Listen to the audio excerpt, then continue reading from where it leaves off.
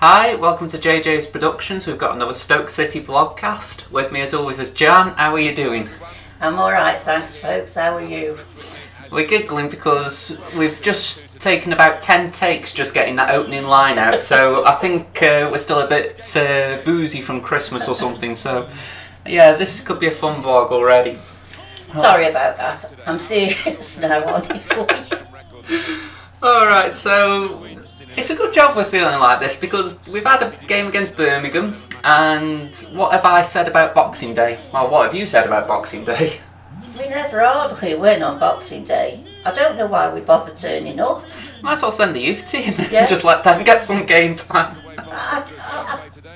I'm at a loss for words. Okay. I mean, Ryan Shawcross, he might as well have stopped with his wife and carried on eating his turkey. He was terrible. Put it like this, the one criticism I've heard of him was amongst many others, if you like, is that he wasn't communicating again. And I think to myself, even if that isn't your game, if you're 1-0 down and you try and fight back into a game, talk to your teammates, even if it's just, right, I'll go here, you go there, or whatever.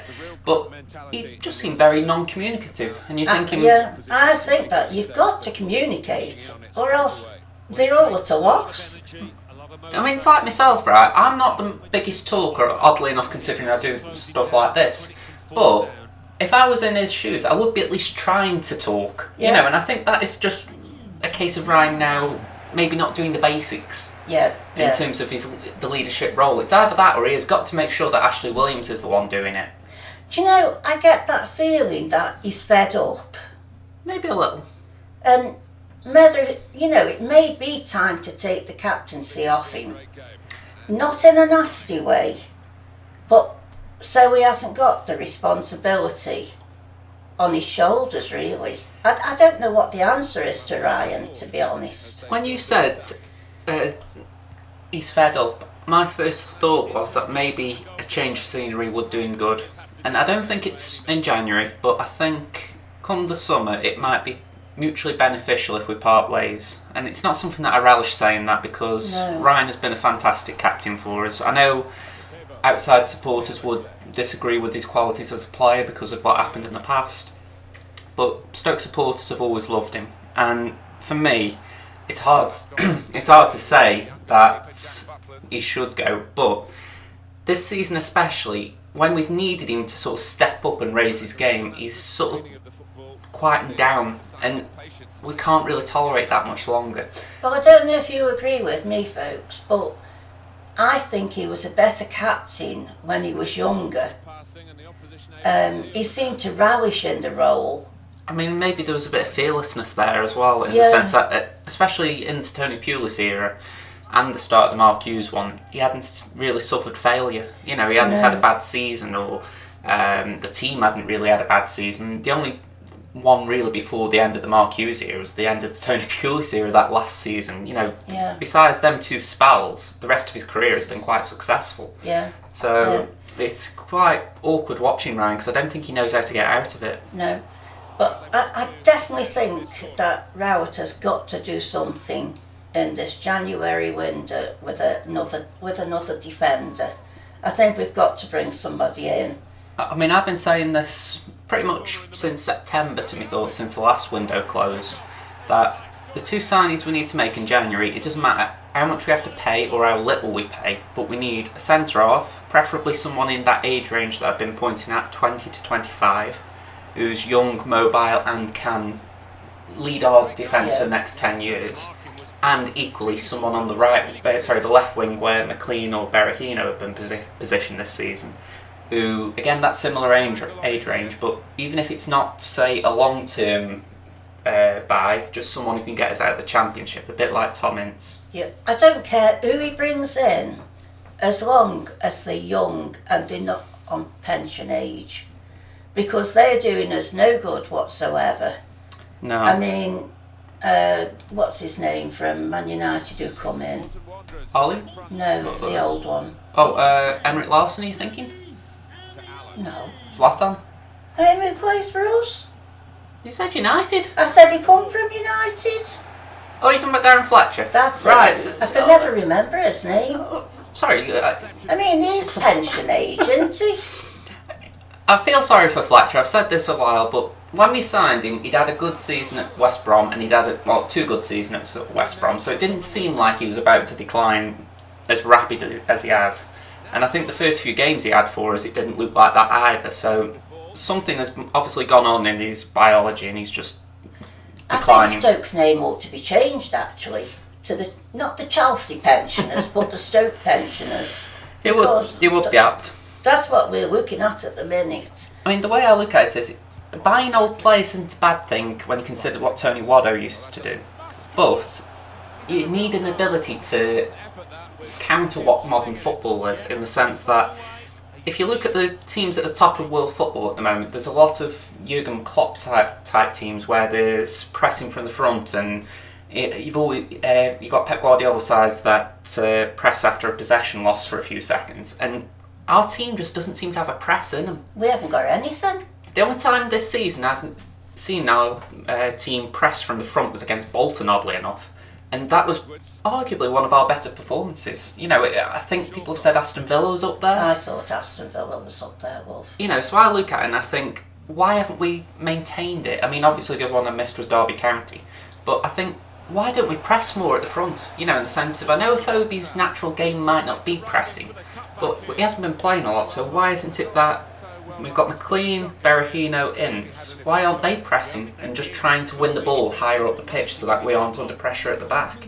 I'll bring up something that Liam Lawrence and the commentator said yesterday about Bojan.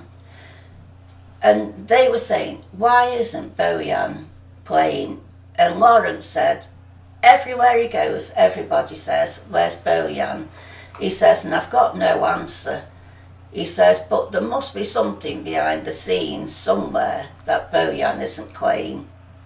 Something that Rowett has seen that we haven't. Yeah. And that's the only thing that Lawrence could come up with. Because he said that Bojan was needed in the team. It's such a hard line to find, in the sense that as supporters, we have quite an admiration for Bojan. I mean, in fairness, whenever you see interviews with him or anything like that, he comes across as such a nice guy. Yet, it does make you wonder if it's just a case that Rowett doesn't believe he can fit into his system. Like, I've been championing him for a number 8 role. I've said this in previous episodes repeatedly. And maybe it's just a case that Rowett doesn't believe he can do it. And if that's the case, then I have to bow my head and say, right, if he can't do it, he has got to go, because unfortunately it doesn't seem like we're playing a number 10. I say unfortunately, I'm not too fussed about it, because the way I see it, the best team of my generation, that Barcelona team in, I think it was 08-09, they play 4-3-3. So, you know, it's not about what two up top or any of this rubbish, it's a case of how you use the people up front. Yeah. And if Bojan isn't capable of linking the midfield and the forward line, then we need to find someone who can. Well, going back to yesterday, I mean, the first second of the match, first couple of seconds, and Woods did a back pass, and it should have been a goal again. I think Woods... Ryan on Saturday, no, Woods yesterday.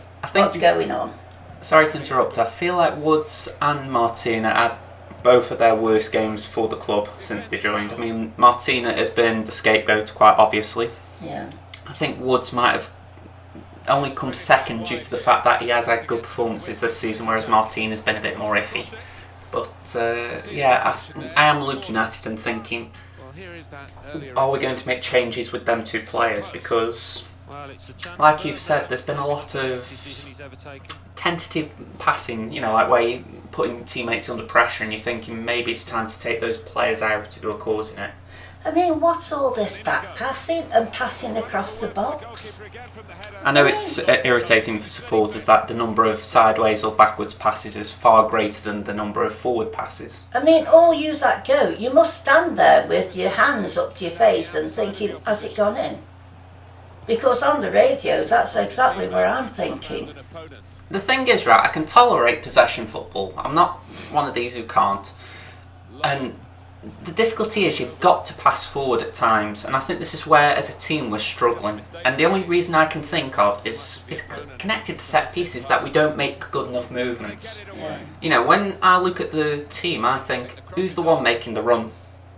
And I, for the life of me, can't work out who makes the runs. Maybe Berahino. But what I'd say there is, from there, who's playing the ball through? Who's picking the killer pass? And for me, Alan, he could do it if he was positioned a little deeper, but I think he's usually that far forward or that far wide. He's out of position to actually play those incisive balls. So, after that you've got, at the moment, Clucas or Woods. And for me, neither of them are clinical ball players like that. Woods is neat and tidy, but I don't think he's like a eye of the needle type passer. Well, what I think is that in training they've got to do some form of set pieces. Instead of jumping through hoops and around bollards, try these set pieces. I mean, they can't just do it once and say, oh yeah, we've tried that. You've got to do it hour upon hour. And how they played yesterday, they should be in training 8 hours a day. And I'm sorry, but they were abysmal. Absolutely abysmal. Well, I know I'm missing the set pieces in the sense that, yes, we're defending and pulling. I think I'm just changing topic from set pieces a second, but I really do need to praise Birmingham, because we are about 10, 11 minutes into the video. And the one thing I haven't said so far is well done to Birmingham, because I was anticipating I was anticipating a poor result, even though I didn't predict it. But what I'm annoyed at Stoke for is that I could sort of see it coming, because I remember the game against Birmingham at home, and I knew that they had a game plan set up to sort of let us have the ball and then they'd just break and score. And I was hoping we'd learned our lessons from the first game, and we didn't. No. So credit to Birmingham, they did the double over us without much effort really in that sense. It wasn't as if they had to come up with a way to beat us in the second game. So yeah, credit to Birmingham and Gary Monk, but equally I am very frustrated that at least in this game we didn't come up with a way to make sure we took the chances we created, which weren't that plentiful. I've wrote down in me notes, they've only got themselves to blame, and I don't care what Gary Rowett comes out and says, it'll be a load of baloney, and they were to blame.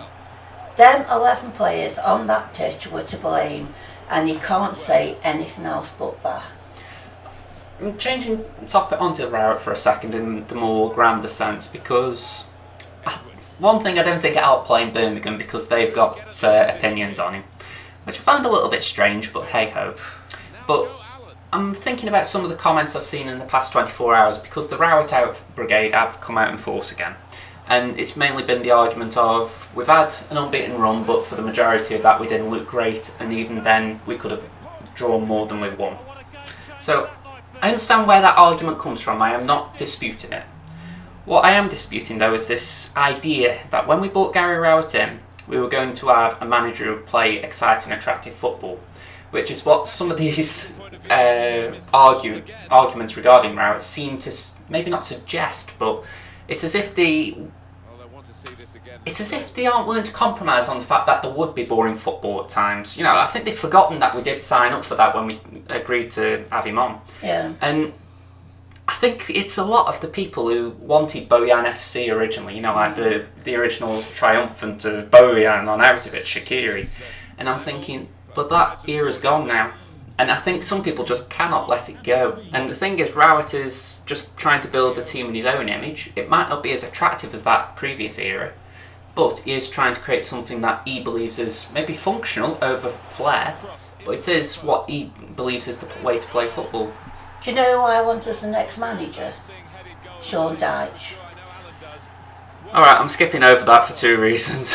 I think yesterday, I mean, it's funny when you look at it, but they were losing against Everton, and at half time he strode across that pitch. He took his overcoat off, he slung it, and I thought, wow, they're going in for a right rollicking. And honest to God, he was spitting feathers. Now, that's what Gary Rowett should have done at half time, spit feathers, but he didn't. moving on. Do you want to do your stats for the Bolton game? Yes, I will, dear, thank you. Right, they've won 5, drawn 6, and lost 13. They're currently in 22nd. Now, the top scorer is still McGuinness, and he's still on 4 goals. But be truthful, they haven't actually scored a lot of goals since we played them. I think it was the 2nd of October. So they haven't really done anything. And as I say, they're in 22nd place, and if we can't beat them, then I don't know what we're going to do. Okay, well, interesting stats just on the surface. I mean, when the season started, Bolton started like a house on fire, and I can only assume the wheels have come off a little bit, just maybe down to a lack of momentum. But I sort of agree with what you're coming from. That league position should dictate we should beat them. On the other hand, though, what we didn't discuss, if I remember, when we played Bolton last, is the FA Cup semi-final. Yeah. Now, I'll admit, I really, you can't really say there was a better match in the last decade or more than that semi-final against Bolton. But what people tend to forget is that maybe 6 months later, maybe less, we went to their place. I can't remember the stadium name off the top of my head, the Reebok, as it was. And they beat us 5-0. Yep. So the way I look at it is, do not take Bolton Wanderers for a gimme, because even under any era, they have always been a team that could beat us. Can I just point out as well that they've got this terrible record of only 5 wins and 13 losses, but the yellow cards have only been 7 and the red cards 1. So they haven't gone out there and thought, oh, we're losing again, we'll play dirty, and we'll, snip their ankles. I suppose that is a suggestion, though, that if they are losing, they haven't got much fight. Maybe I'm being harsh, but... Yeah, I mean, that's sort of why I said we should beat them, because I don't think they've got any fight in them. I mean, it's interesting as well that when Reading sacked their manager the other week, Phil Parkinson, the Bolton manager, was linked with the role, and it was sort of considered a step up because there might be a little bit more money. And I thought, well, I don't think Parkinson would leave for Reading, because it might be a step up, but only marginally at the moment. And, I think he's got his own team at Bolton. Yes, they aren't doing great at the moment, but it is a team in his image. Whereas it goes to Reading and it goes wrong, he's lost a job and he's not got a team in his own image. Yeah. So I think there would have been more to lose for Parkinson had he left. I mean, I do feel sorry for Bolton. They're not a bad team. No, I haven't got anything specifically against Bolton. If anything, I feel like, yes, I've gone on about the semi-final, but they definitely made up for it the year after. I know that was a league game, but, they basically said, right, we'll get a payback, and they did. So, and I'll always remember the fact that they beat us 3-1 in our first Premier League game. So, there's little things that... was the first match of the season. Yeah. They're 3-0 up before half-time. Yeah. So... like I say, I've got memories of Bolton, not a lot good, I'll admit, but the semi-final tends to rise above them all the bad ones. Yeah. So... well, all you Bolton fans out there, all I can say is, after you've played us, get behind them. Yeah. And, well, I don't think they're not behind them, to be fair. It's like our Stoke supporters get behind us. Yeah, I mean, I'm just looking here at some of the results they've had in the season. I know this is going back a bit, but they've beaten Derby, they've beaten Birmingham. There's some decent teams, that they beat along the way at the start. If I remember, didn't they beat West Brom first game of the season? Yeah. So, I know that's going back and not in recent form, but they have got the potential to beat a team like ourselves. Yeah, they sort of went down bank in October. From October. I mean, I'm just looking with you. It was from when we played them, the 2nd of so October. their last win was against Derby, and that is a long time to go without a win since September. I mean, that was the 29th of September. That's a long time. So, but just keep doing well, but make sure it's after Saturday. Yeah. I mean, just going on to Saturday, what are your predictions? Because we're nearly at the end. Well, I go for the one I always go for, which is 1-0, because that's all I think Stoke can score. Yeah, I think I'm going to side with you on this one, 1-0, and it's only because of Bolton's league position. It's not that I'm going against anything I've said, because I do believe Bolton are a team that could spring a surprise against us if we aren't at a game like we weren't on Boxing Day.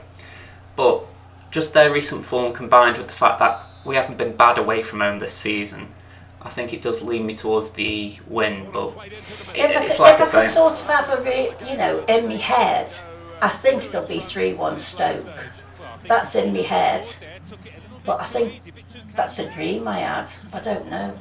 It's just occurred to me, by the way, we didn't do player ratings or man the match for the Birmingham game, but to be honest, how bad it seemed, I don't think I'd want to put the players... Well, to be honest, the players deserve to be put through, but equally I just don't think it's worth us going through it because... Well, my man of the match was Joe Allen.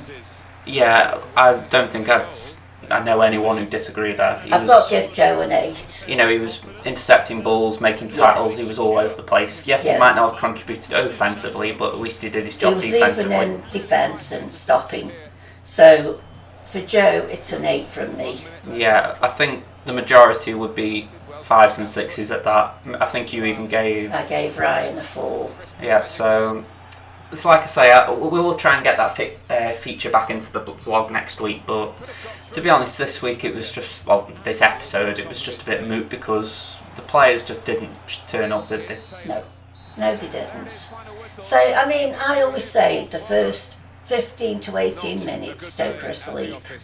Well, this week it was more like the first 90. I was going to say 90. And then they went on. And they woke up a bit, but no, they went back to sleep again.